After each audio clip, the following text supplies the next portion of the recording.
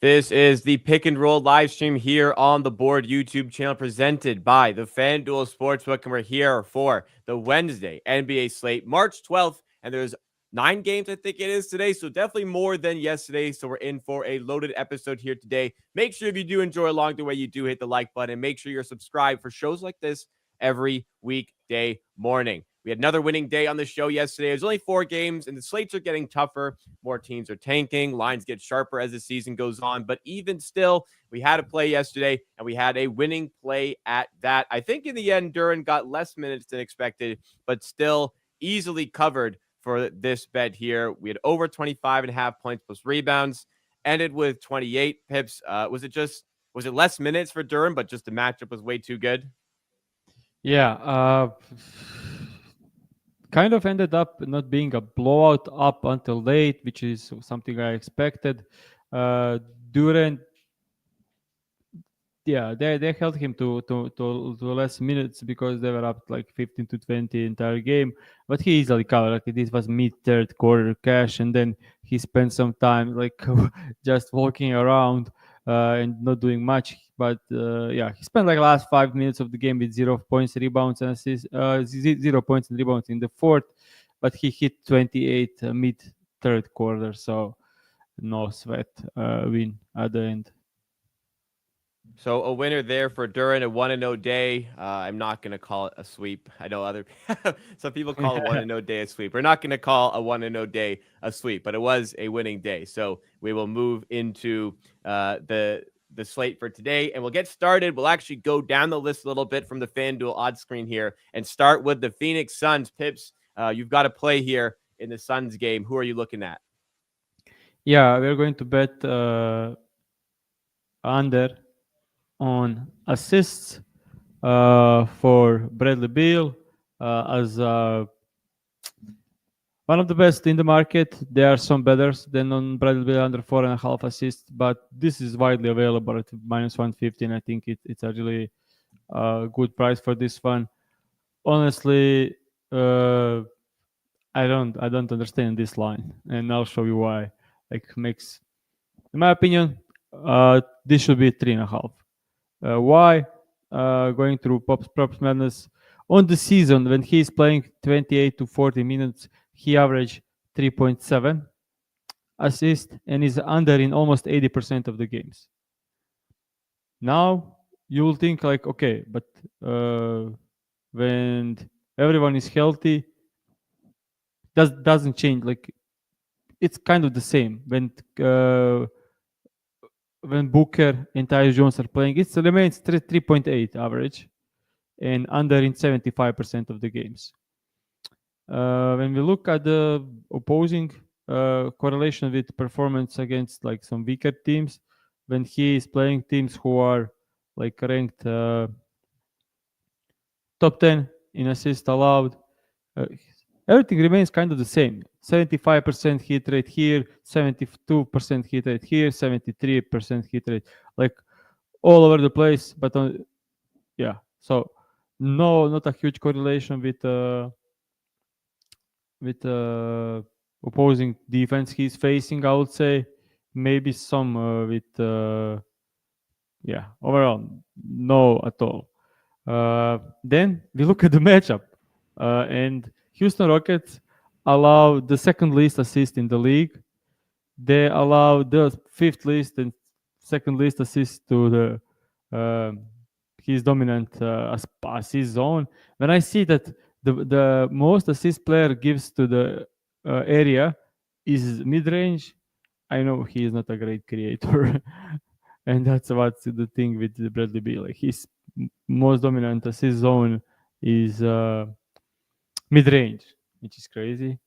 Single players against the Houston Rockets are under this in 11 out of the last 15, averaging 16% less assists. If you take a look on the play position, it's almost like still way more unders than overs. So yeah, I honestly like this line. If it was 3.5, the hit rate will be right there at 50%, and then additionally a tough matchup.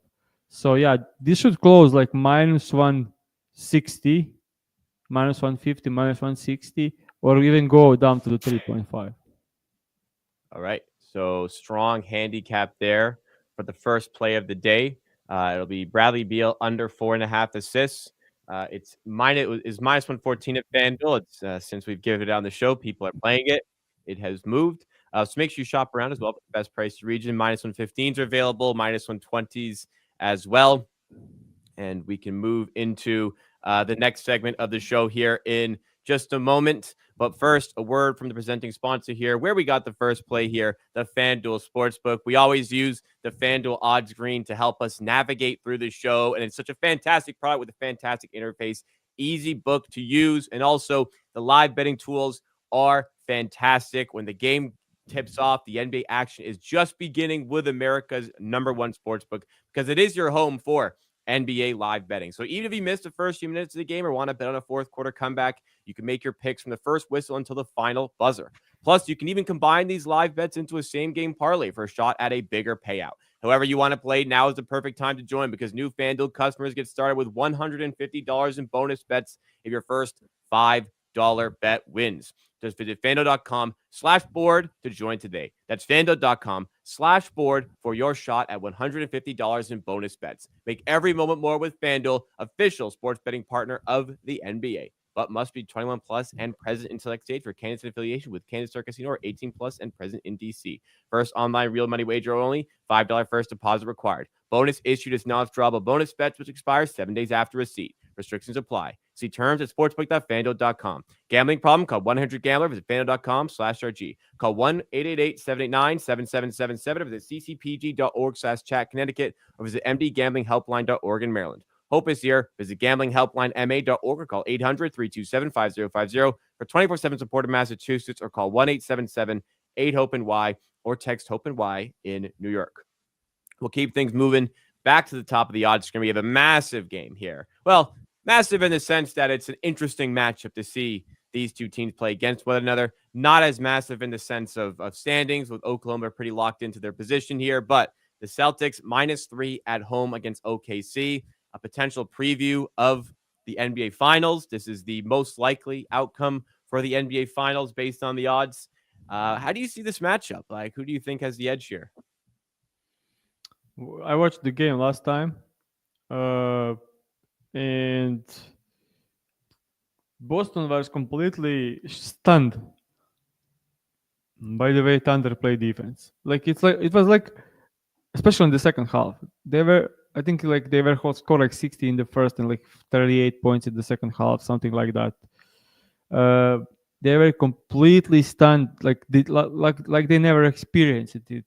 And probably they haven't. And now Thunder adding Chet Holmgren to this is huge for them. Thunder having some issues with defending last couple of weeks. I would say like post All Star, like they are allowing so many points. I don't know why. Probably adjustment playing two bigs, as they are always a very small team.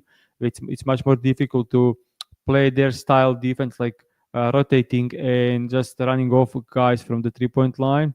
And when you are big, you're kind of get slow-footed, and then couple of hockey assist passes, and then you are late because you are now big. They were doing great with that kind of defense. So we'll see. We need to see how Chet Holmgren does when he defends Jason Tatum out there. That will be very interesting to see. Can't wait. Overall, OKC should be good in this part. Like, yeah, I don't know. Tough one to predict. Obviously, one of the biggest game of the season, the biggest game of the year, everything. But I would have the thing I can predict is that Jason Tatum and Porzingis should play in this one. Not so 100% sure on either, but I will say Tatum is playing like 90%, and I will say Kristaps is playing like 70%. So yeah, we can maybe I'll lean under on Jalen Brown's everything, points, rebounds, and assists, because I think line is inflated with question tags, and think there is a huge chance the question tags don't really are just there to like because they were out last game. I don't think there are any concerns for yeah.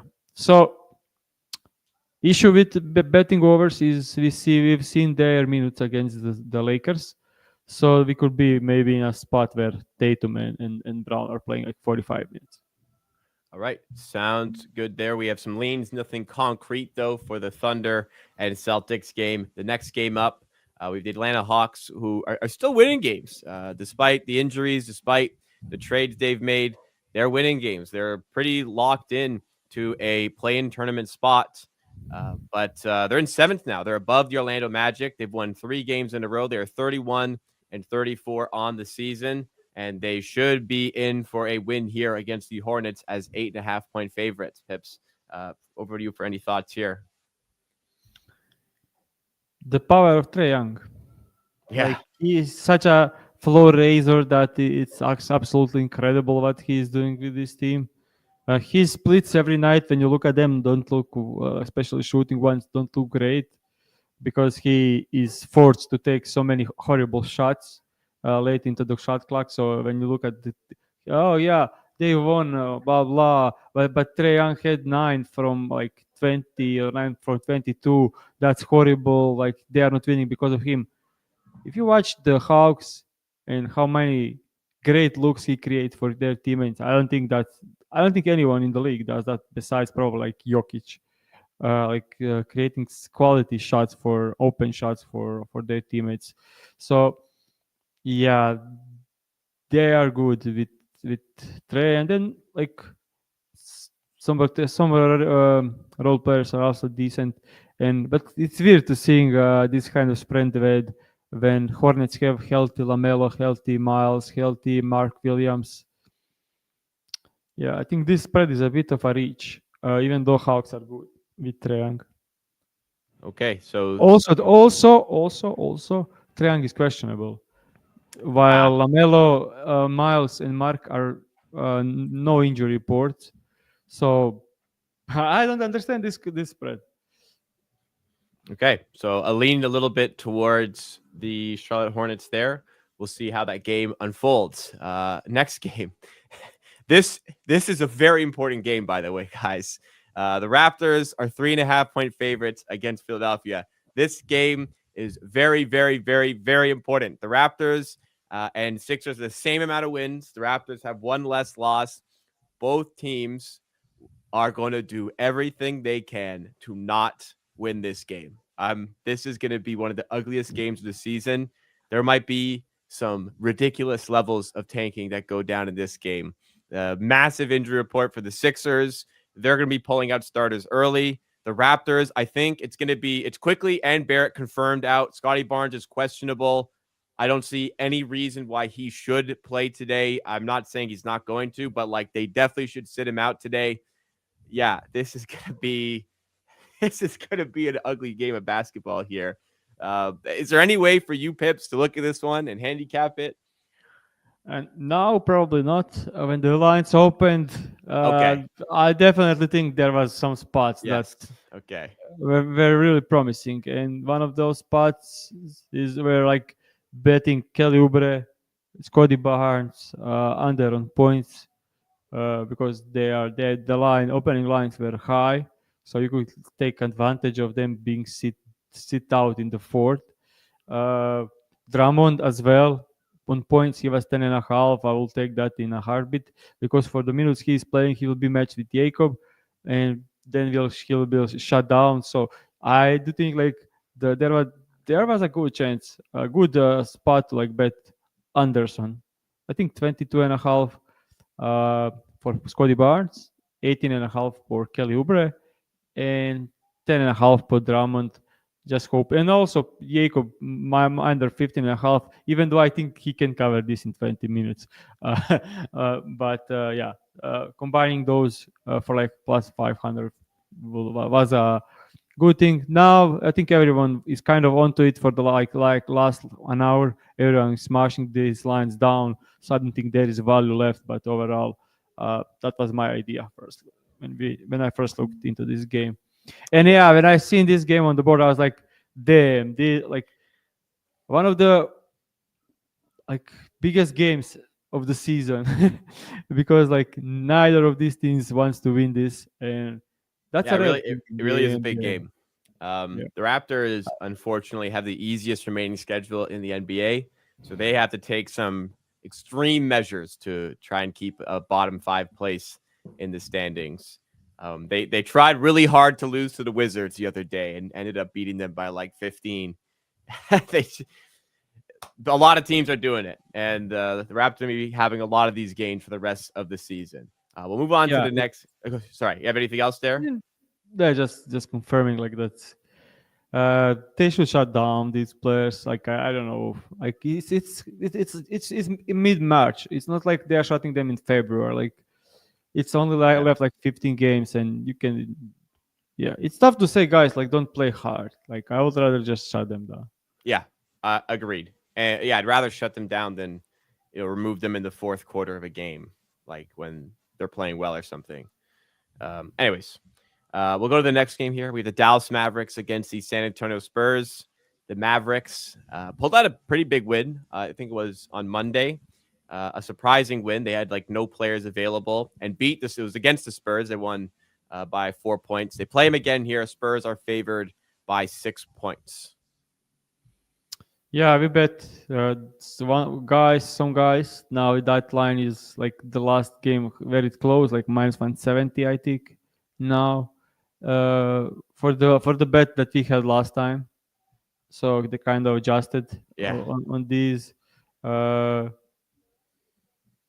yeah, I'm just thinking about yeah, big adjustment. PJ Washington stuff. I'll definitely look to betting him his stuff, but I don't know what the minutes are going to be for him. Like he has injury with let me just see, injury with right ankle sprain, so he missed couple of games. Let me just see how many minutes did he play in those minutes. Just a second, I'm looking at actually. PJ Washington missed 5 straight games, but when he last time when he returned, he played like 37 minutes first game And back. they got to play. They have nobody, man. Like they have to Yeah, play him. yeah, let's do just a second. 24 and a half. Just let me see. 6 and 7. Yeah, this is weird. Let's do PJ Washington 15 plus points and 6 plus rebounds. All right.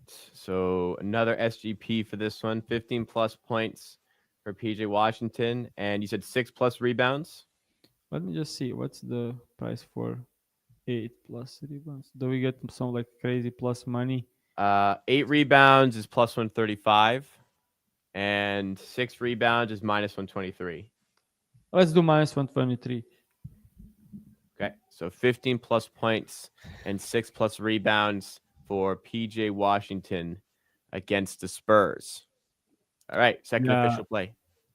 Uh, so last couple of games when he played 30 plus minutes, so not even for 30 plus, when he played 25 plus minutes, we look at the last 9 games. He averaged almost 20 points a game, and that was with Kyrie playing. He was just getting everything.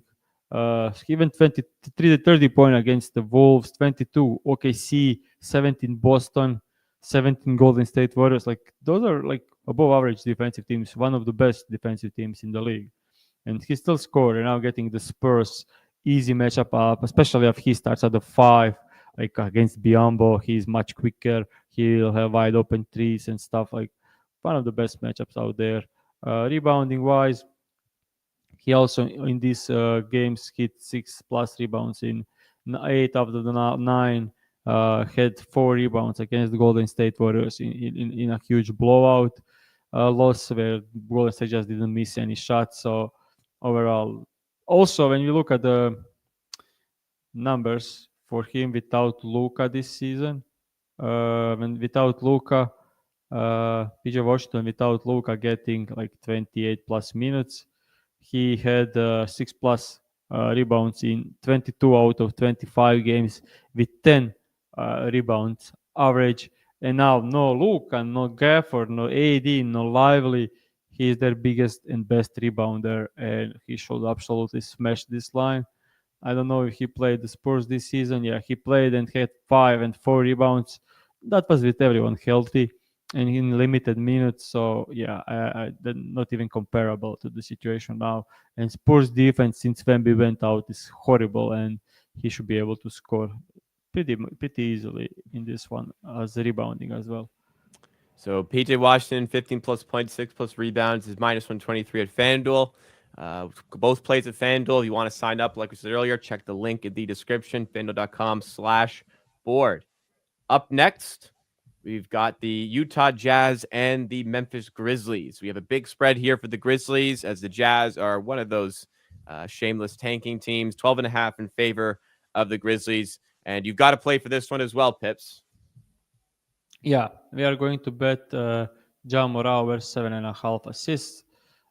He's been up and down throughout the entire season, but lately, when you look at the games with 27 or more minutes, he averaged 7.8 assists and is a 50-50 split. But some of these games were against just one of the best defensive teams in assist allowed. So when we look at when we exclude top 8 teams in assist allowed, we get that he's over this line in 14 out of 23 games, averaging 8.7 assists. If you go if we could take a look even further, like when we exclude teams out of top 10 in assists allowed, he averaged 9 assists a game, over in 13 out of 20 games. And when you look at head-to-head game, he had 10 assists against the Utah Jazz on 19 potential assists in only 28 minutes when he wasn't heavy minutes restriction. And that game also include one of the rare games when we get some sample size of Ja Morant playing without Jaren Jackson Jr., and that was in that game. So similar matchups, more minutes, and no Jaren Jackson in both games. Looks really good for this one. Also, there is some correlation with Morant assist and winning. In a games where they win by 6 or more points, he's over this line in 9 out of 11 games, averaging 10 assists a game. And the spread for this one is 12.5. So they are very likely to win by 6 or more points. By 6 or more points in this one. So yeah, like the matchup, Utah Jazz allows the second most assists overall in the entire league, and they allow the most assists to guards. So yeah, absolutely in love with the spot for Ja Morant. And if you take a look at the last couple of games for Ja, we can see that he played 35 minutes, 37 minutes, and 34 minutes. So yeah, he's not getting huge amounts of minutes. And I'll just go to check the Ja Morant minutes assist average per 36 minutes this season. He averaged 7.5 on the season, but averaged 9 assists per 36 minutes. So he averaged 9 assists per 36 this season. He's going to play 36 minutes tonight, probably like over 32, and now gets the best possible matchup in the entire league. Yeah, this just seems a bit off. So yeah, I can see him. This line should probably price should be like minus 140, in my opinion, on this. So yeah. All right. So over 7.5 assists for Ja Morant. Minus 110 is available. It's also minus 113 on FanDuel. So a bunch of different prices you can look at here for the Ja Morant assist line. That's our third play of the day. If you guys are enjoying the show, if you're tailing the plays, please make sure you have hit that like button if you haven't already. Also, if you're not subscribed, please make sure you do that. We're live every weekday morning for shows just like this. 3 more games to go through. Then we'll get to your questions that have been sent into the chat. We have the Clippers that are plus 1.5 after their buzzer beater win the other day with the Clippers plus 1.5 against the Miami Heat in Miami. I think they played last night, and Kawhi is out for this one. Last night, Pavel is the buzzer beater. Kawhi is out, and Pavel is out, so that's why they are underdogs. Heat just lost to the Hornets at home, which is a complete disaster, embarrassing, and yeah, for this game to be like 1 point spread without Pavel and Kawhi is telling. a lot. So yeah, I hate this game for like with the low scoring, horrible basketball games, and Harden by far the best player on the court. So yeah, horrible stuff. I don't have any bet for this. All right. No bets for this one. That's fine. Free plays in. We go to the second last game. We have the Timberwolves against the Nuggets, rematch of the Western Conference semis from last year, where the Timberwolves beat the Nuggets. But in different places this year, Nuggets are 3.5 point favorites at home. I would have so many bets for this game if we had a clear injury report on Rudy Gobert. Him questionable. If he's in and out, completely changed the way they defend Nikola Jokic. Yeah. So unfortunately, I lean towards him playing. If I need to read, I think he's playing. Like they rested him for so many games that now he can get up to the task against Jokic. Uh, Nuggets are without Gordon. Played absolutely amazing against OKC last night, Yeah. 2 days ago. Yeah. Tremendous game, good adjustments. I do think they should win this one, but like no real opinion on this one. The I would say if Gobert is ruled out, go smash Jokic over 9.5 assist line. It's a walk in a park. Like I will just show you, like the win rate at 9.5 and 10.5 for Jokic is unbelievable and kind of expected because it's a threshold for the triple double. But when you look at the last 30 games, for example, on 9.5 line, he's over in 70% of the games, averaging 11.5. But when we take this up to 10.5, you can see like 30% swing in 30% of the games. He had exactly 10 assists. So 9.5 here does wonders, but don't smash it now. Wait for the news on Gobert. If Gobert is out, this is a really good bet. If Gobert is in, this is average bet, below average bet. Yeah, I was gonna say when Aaron Gordon is out, it's a big deal because the non Jokic minutes, which are already bad, are horrendous when Aaron Gordon is also out because it means like Michael Porter Jr.'s got to do that job, and that's just not a recipe for success. But yes, credit to them, a massive win against the Thunder. From all the doubts the start of the season about the Nuggets, they've really showed up. Like this is going to be a tough team to beat in the playoffs. So we'll see how far they can go this season. Last game up on the slate, we've got the Knicks away at the Portland Trailblazers. The New York Knicks are favored by 4 points here. The New York Knicks, definitely a polarizing team. Do you think this is a good spot for them to get a win? I don't think they should be favorites. Yeah, by 4 without Brunson looked a little high to me. I mean, Portland is playing well lately. Like it's not like they are playing as some horrible team. Like you have Miles McBride and against Simons, Mikael Bridges, Shaden Sharp, Josh Hart, Tumani Kamara, OG Anunoby, Avdia. Yeah. The only edge is in Towns against Klingon, even though Klingon is amazing on defense. Uh, I don't see it away from the home. Like I will even like say like Avdia and Anunoby are like kind of matched. Like Avdia is a bit better on offense. OG is better on defense, but kind of matched. Hart and Tumani Kamara kind of matched the energy. Sharp, Mikhail, similar. Miles McBride and Simons has an edge. I mean, look at the bench. Scoot Henderson against Shemet, huge edge on Scoot Henderson. Mitchell Robinson and Time Lord, kind of the same. Like, this team are like, I will probably put this at even. These two teams should be like even. Yeah, I'm wondering if like the Portland have lost 4 games in a row, but they've played 4 good teams. They've lost to the Celtics, Thunder, Pistons, and Warriors. So I don't know if that's playing a part, but yeah, I think at home. And like they Take lost a good shot here. by they lost by yeah. And the home like they won 6, 7. They won 7 out of last 9 home games. So yeah, Yeah. uh, I don't know. I just think this for -4 is a bit mispriced with Branson out. Yeah. I would put probably this price like if Branson was playing like at 4.5, but Branson is by far their best player. So weird one. Honestly, like weird line. Yeah. I'd have to agree there. So Yeah, yeah. There lean it, on the, Portland, but player prop wise, do you like anything? uh, no, but just this last comment. Like Portland lost to the G League Thunder by 20. Yeah, I get that. I do get that, but So does it's everyone.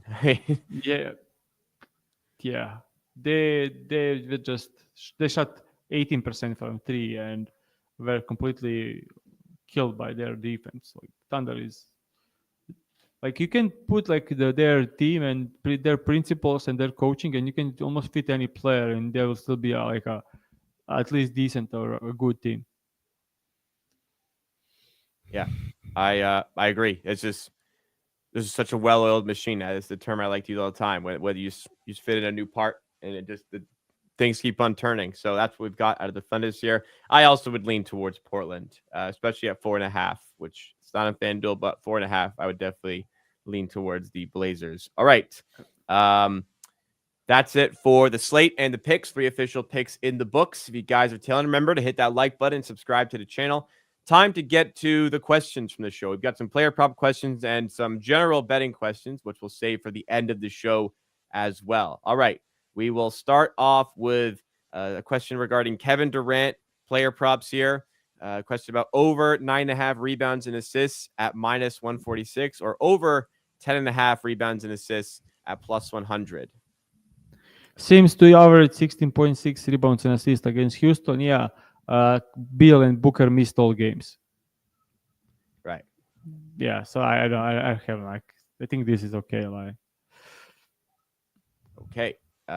Next up, question about the over in the Celtics and Thunder game. Not as much aligned with the player props, but just it's a big game, so bring it up here. Over 229 at -110. yeah, last game the Boston shot horrible. What was the score in the last time they played? Let I don't me need to. let me check. Yeah. Last time they played the Celtics, Uh, it was mm, 105-92. yeah. I will not look into the overs, even though they shot horrible. Like these two teams are like best and third best defense in the league, and the pace was horrible in that game. It was at Okay. 97. It's moved down to 228.5. Probably good you didn't play over that. Yeah, I would say like if in that game Boston shot 9 from 46 from three, which they are not going to repeat. That's Yeah. 95% sure. But if they make like five more threes, it's 15 more points, and it's still like 112 game. Yeah, I'm not. I don't like the over. Yeah. Next, from Nicholas Gobert, over 21.5 PRA, -125. Of course, doesn't play, it'll void, but if he does play, do you like his over? I don't see the line anywhere, but probably someone has it somewhere. But I could see him being in limited minutes if he's playing. So you need to have in mind that most of these, like when you look at the overs lately, he had ton of overs like last like 18 games, like plus 15 games. He crashing this line, but Randall was out in these games. So yeah, these games came without Randall. Like when you look at the with Julius Randall, it's much more different. And when you exclude the games where he played like 38 plus minutes, it get even worse. So he should probably be limited to like 36 at most. So then it's a like 50-50 split. But the matchup is great, I will say. Like absolutely great against the Jokic on the level and against Edwards. If they play pick and rolls with Gobert, Gobert should be open a lot of the time. So We just he's seen like Isaiah Hartenstein scoring like I think it almost like 20 points against the Denver Nuggets. So yeah, Staying on the same game, how about Christian Brown over 15.5 points at -112? yeah. I don't know why is that like the this wouldn't be my bet.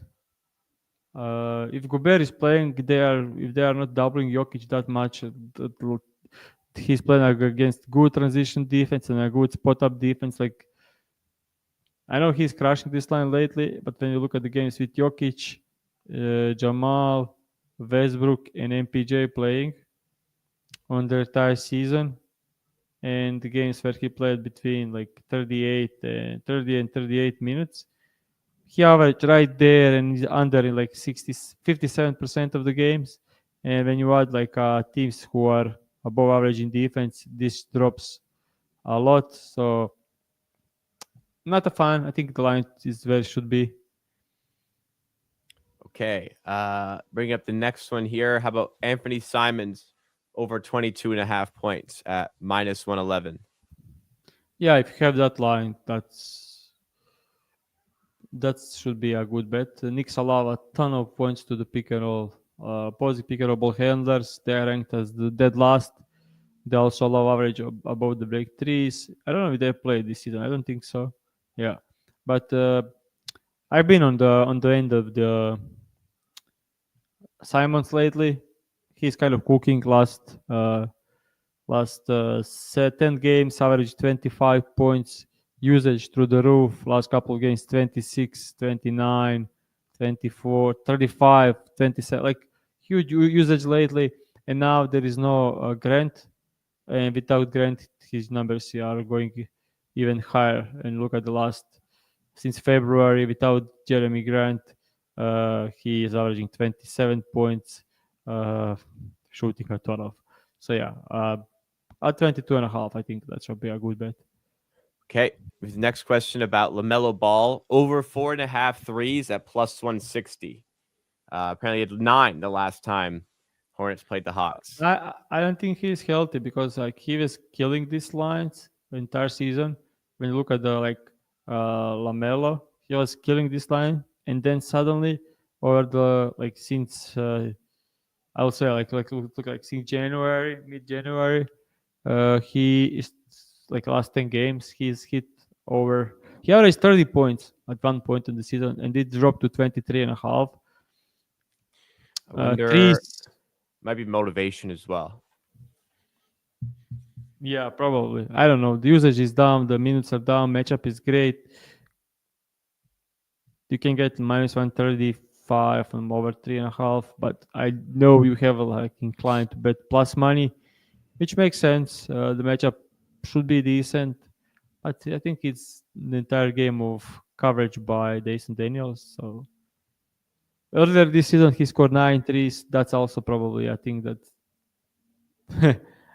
pulls you towards the over, but the things are different now. He's playing very different.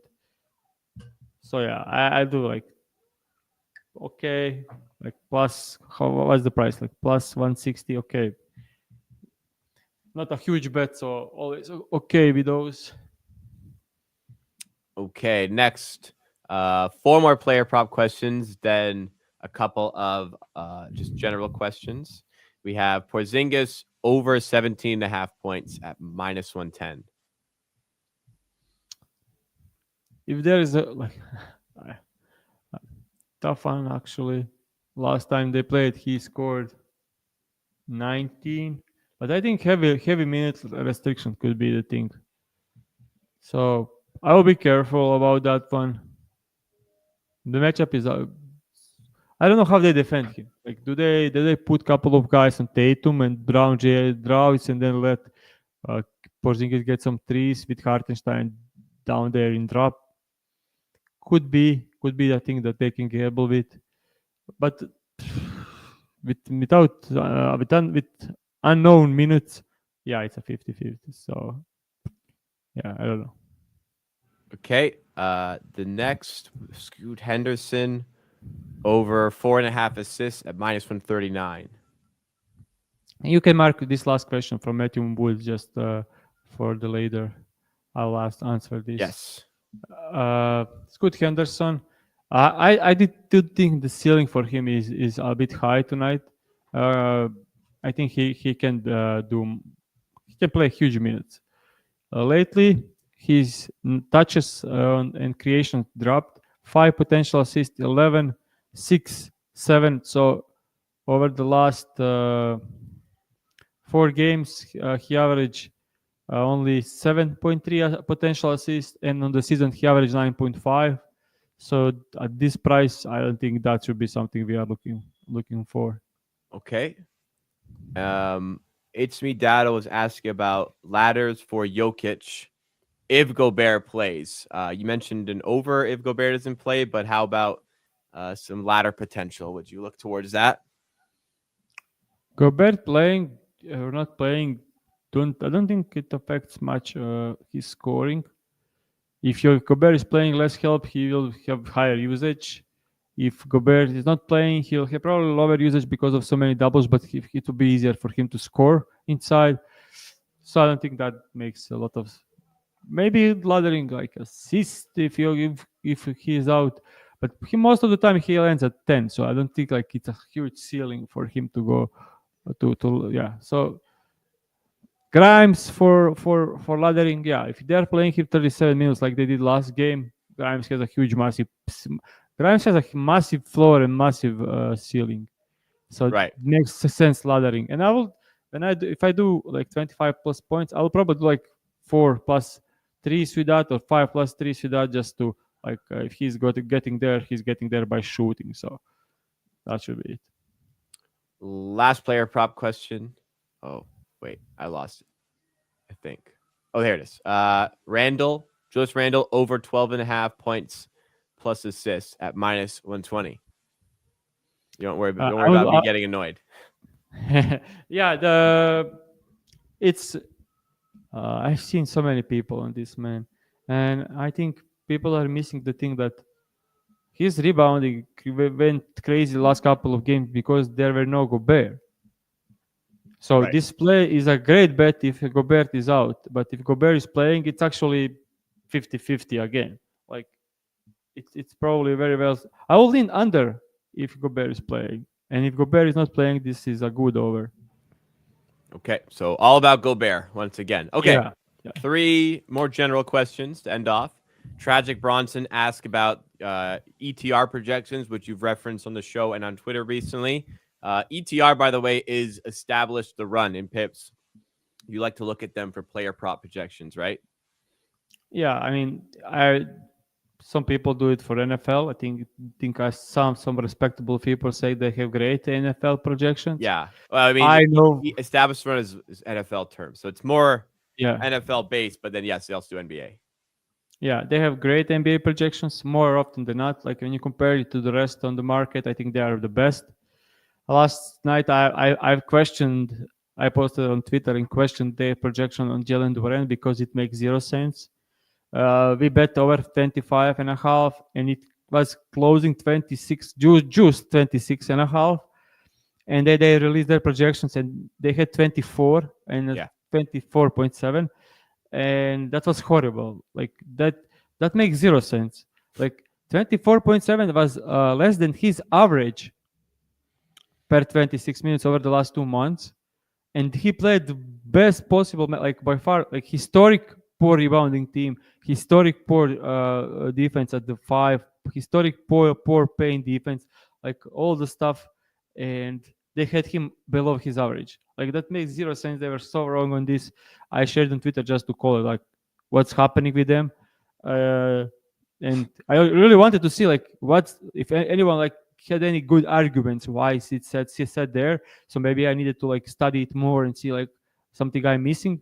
But I was 99% sure I don't miss anything and they just fucked up. So yeah. Yeah, I mean, makes sense. Yeah, you usually value them highly, but just in that spot, you weren't a fan. But it's established the run where when Pips references ETR. Okay, so here are something that came up earlier in the show. Bear Commander Go Bears was asking about how many plays there are going to be because if there's 5 to 6 plays in the show, I put half units on I put half units on it. Bigger stakes, so I guess full unit if there's only 2 plays. I can throw a full unit or a little more. Nothing to break the bank. So essentially, if there's quite a few plays in the show, they will go half unit on the plays. If there's only 1 or 2 plays, they will go full unit for the show. And there was a conversation resulting from this that occurred in the chat. But essentially, I wanted your opinion, Pips, on unit sizing strategy when you have more picks in a day. I would say you should have a unit size that you're comfortable making, 10 plus plays within a day or 2 plus plays. You should stick to the same unit size. Just because you have more plays doesn't mean those should be less valuable than days you have 2 plays, for instance. Pips, what are your thoughts? Yeah, I kind of spoke about this one earlier, like a couple of weeks ago, when I said having, I know like the pain with an anxiety when you have so much down. Yeah. But most of the stuff, if you are winning better, most of the stuff you have down money on, you will win most of the time. So, like, I will say, like, sometimes I have almost half my bankroll on I bet almost half my bankroll. Some nights I have like 30-40% of the bankroll being on stuff is you like something like happens a couple of times a week. When you have like 14, 13 games on the NBA, I will have that lay down like 50 units. But Sometimes that's even up to not 50 units. that's not 5 to 6 plays though. That's Yeah, way it's over more. like 50. Sometimes it's only like 30 plays, Right. 30, 40 plays. So if I have 30 plays, if I go like 10 and 20, this can happen. It happens sometimes. I will lose uh, some portion of my bankroll, but not all. Like I will. That's like probably like 15 units downswing Yeah. on like what you said. If I go 20 and 10, I will profit for 15 units, and that's happening more often than the other side. But you're not losing all the 50 units. Like that's almost it's almost impossible to bet player props. For example, bet 30 player props in a day, which is mostly minus 110, minus 150, minus 120, and then go 0 and 30. Like that's almost impossible. Like I would say, like Yeah. 99.999%. It can happen. So make sure Yeah. if it does happen, make sure you're prepared for that. It probably Yeah. won't though. Yes. Yeah. So like, uh, yeah. So you can win. You can also win on the lottery. Like you could. Yes. Yes. Just, Yeah. just, Yeah. just for responsible gaming, you can Yeah. lose all your bets in a day. So do Yeah. not risk something you cannot afford to There lose. is there is 0.00 some Yes, chance that you probably happens. won't. Yeah, but if you go like even like if you go like 8 and 22, which is horrible, it's still like okay. Like you can do that on this like you can bet 5 days, 5 bets, 6 straight days, and go 8 and 22, Yeah, and you can go that in the same day. same Like day. it just depends how much stuff you like. If you're betting top down, you're probably having huge volume anyway. Uh, I will say like sometimes people confuse like the I don't know how to even say it in English, but like let's say I have a 10% ROI on 5 bets a day, and someone has 3%, 4% ROI on 50 bets a day. Like he is crushing me with the Yeah, profits. Like that's not even comparable. And I think people get confused with this. I'll bet uh, less volume but safer bets. That's when you are a recreational bettor and want to like like look at everything, track everything, watch the games, and yeah, that makes sense. It's getting a bit overwhelmed when you have so many bets. But if you trying to make a living out of it or trying to like be move from like casual to like a bit like I don't know, a like winning a better. winning bet. Like there are some casual bettors that are winning betters, but to move from like a just a winning better to like making some bucks, real bucks out of Yeah, it, turning it from a it's like hobby to supplemental income. I think yeah. that's I yes. think the biggest barrier is actually being feeling okay with having so much money down. I think that's from my experience and from talking with so many other people. One of the biggest barriers is like being comfortable with having so much money down, and you place a bet. Let's say you have something on minus 110 and you think it should be minus 130 or minus 135, doesn't matter. Like it's 10% edge, let's say. When you place a bet, well, let's say you are betting $100. In my head, it's like, okay, I made $10 here, and click it and I check it how it went.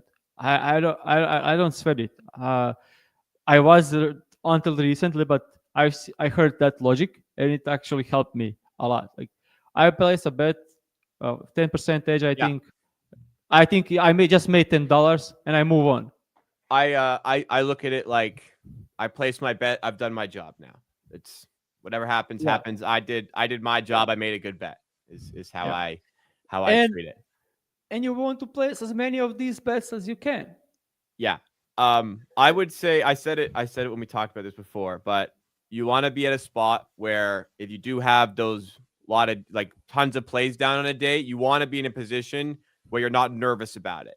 So if you are nervous about the amount of money down, maybe lower your unit size or practice getting comfortable with that unit size. All of Yeah, this, all of this, you have to be a winning bettor. You have to be honest with yourself that yeah. you are or I, not a winning bettor when you do things like this. This is like we're talking as if you have to be confident you are a winning bettor when you do this.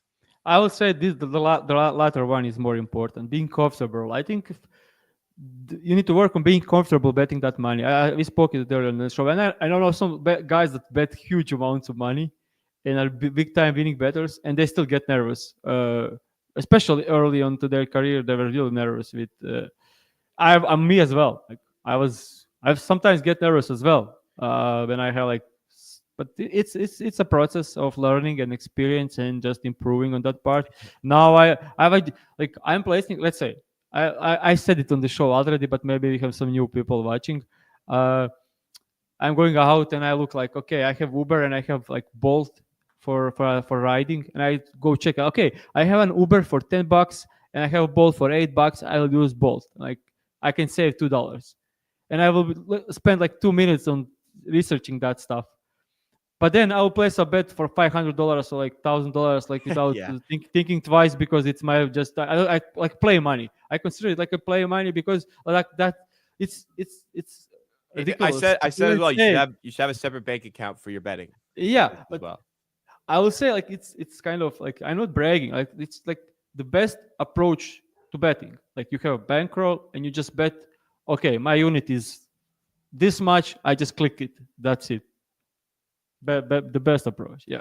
And also like you got to build up there. Like when I first started betting, if I had like $200 down in a day, uh, and I had a really bad day, I'd be like so upset at the end of the day. Now I'm like this like plenty of bets would be over $200. Like and it's just part like you just got to build up. It's like going to the gym. You know, you're gonna start benching what 80 pounds, then maybe in a few years you're benching 150. Like you just or you're whatever. Like you have to build Yeah. up. You have to build up your Yeah. tolerance to betting and to losing. This is actually That's that's how a you're gonna great scale. I don't know, great comparison. Like yeah.